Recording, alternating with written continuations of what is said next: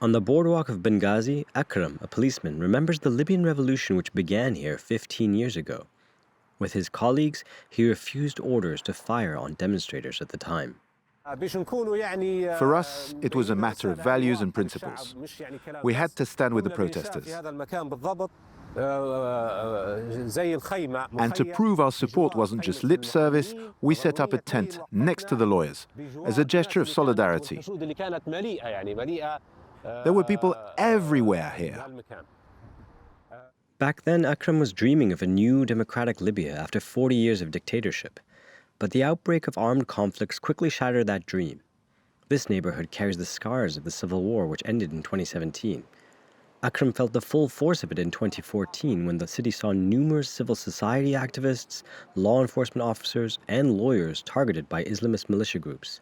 His car was booby-trapped. The blast from the bomb ripped my jaw and my right ear, and I had cuts in my hand.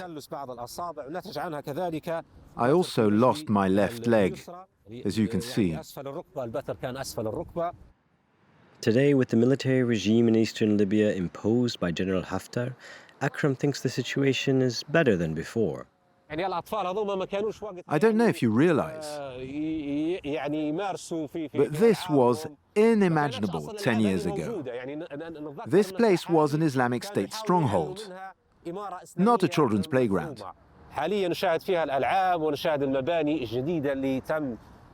Now Benghazi is dynamic.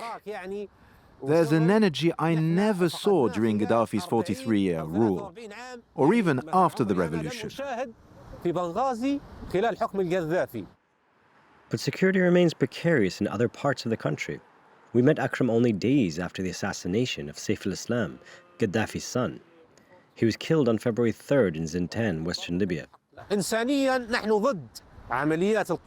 I'm against this political violence. I've been a victim myself, and I wouldn't wish it on anyone, not even my worst enemy. 15 years since the 2011 uprising, many are still worried about the country's stability. Libya has been divided since 2014 between the internationally recognized government in the west and the regime of Haftar in the east. Some had to make a choice, like Ahmed, a TV presenter for the private channel Al Hadath. He left the capital Tripoli to move to Benghazi. مشترك لمكافحة الجرائم العابرة للحدود بمشاركة أكثر من 18 دولة من حوض المتوسط وجنوب الصحراء. At first, we believed in the revolution and supported it, but after, some among us weren't satisfied with what the revolution had become. When our country split apart and two camps formed, we were forced to make a choice, either black or white. Many chose what I call a gray zone. Choosing a side also means paying a price, leaving our lives to build a Libya which we can believe in.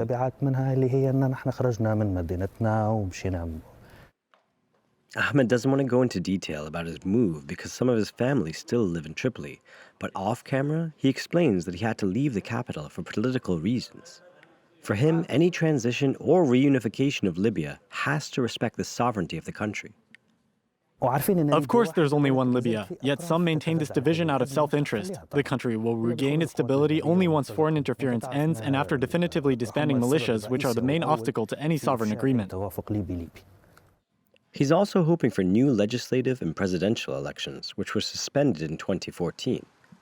Local elections were held throughout the country at the end of 2025 under the supervision of both governments.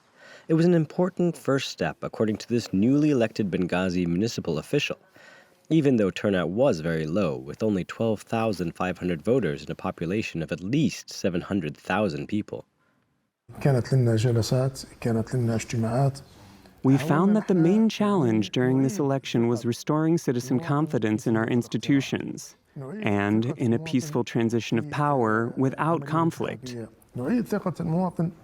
The main reasons for this loss of confidence are conflicts and political divisions.